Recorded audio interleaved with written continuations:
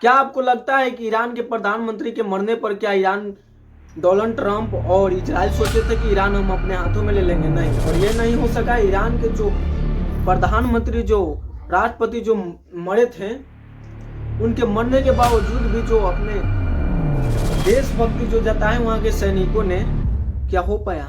नहीं। Donald Trump अब फंस चुके हैं अपने जालों में।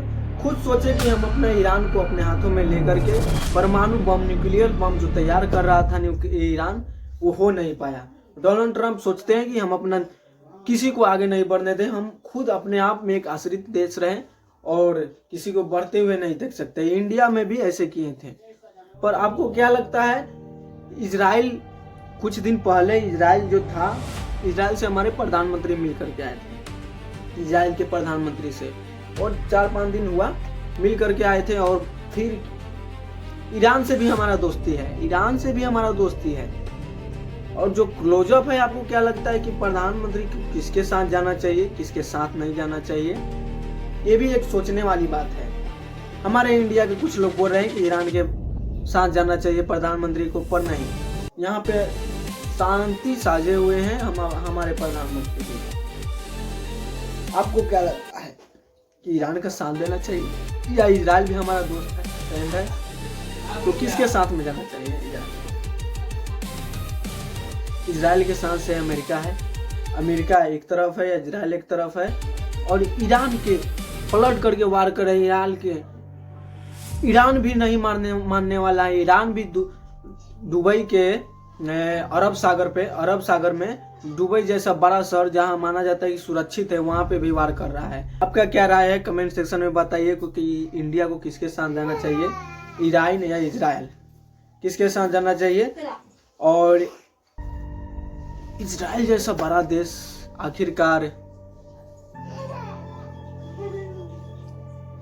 आखिरकार बुरी तरह फंस चुका है। अमेरिका भी फंस चुका है।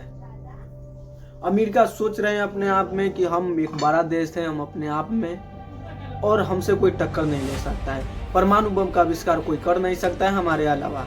इंडिया में भी ऐसा हुआ था। इंडिया वाले ने भी, हमारे जो पुराने जो प्रधानमंत्री अटल बिहारी वाजपेयी जी के नेतृत्व में हमारे परमाणु बम का आविष्कार हुआ।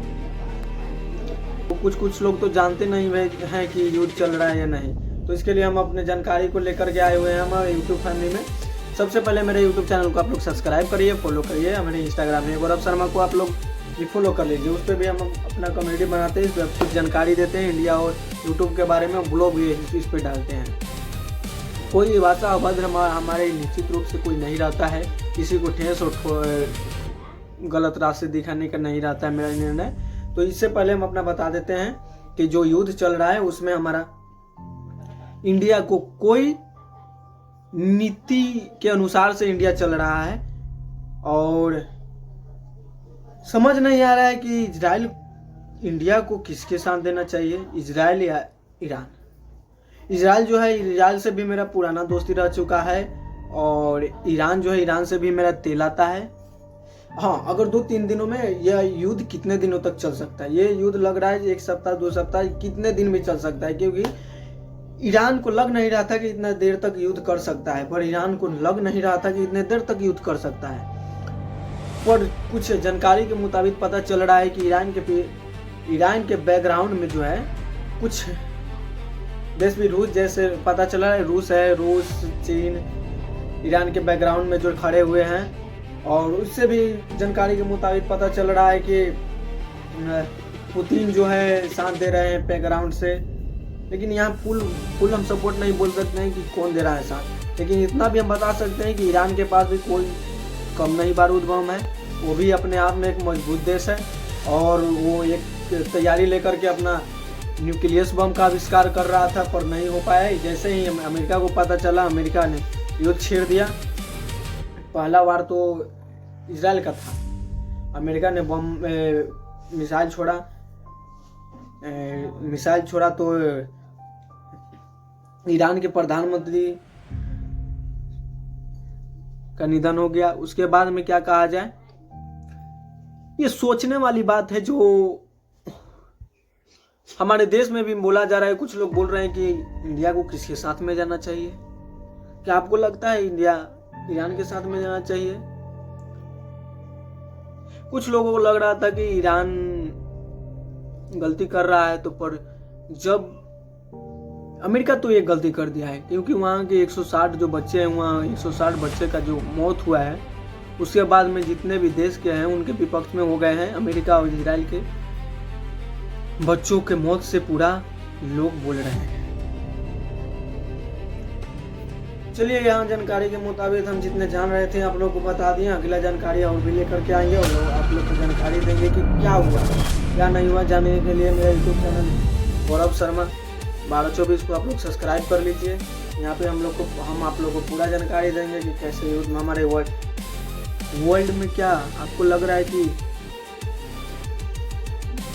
वर्ल्ड वार 3 होने वाला है, विश्व युद्ध छिड़ने वाला है, विश्व युद्ध 3 छिड़ने वाला है। क्योंकि 4-5 लोग देश तो युद्ध में छिड़े हुए हैं। अमेरिका, इजराइल, अबू धाबी पे हमला भी हो गया है। क्या आपको लगता है कि विश्व युद्ध छिड़ने वाला है? और इंडिया को किसके तरफ से जाना चाहिए, इजराइल या ईरान के तरफ से? अगर आप लोग को सहमत है तो आप लोग अपना कमेंट बॉक्स में बताइए। यहाँ पे हम अपना कमेंट दिए हैं, आप लोग के हिसाब से हम अपना अगला वीडियो ले आएंगे। चलिए तो नमस्ते, प्रणाम, धन्यवाद।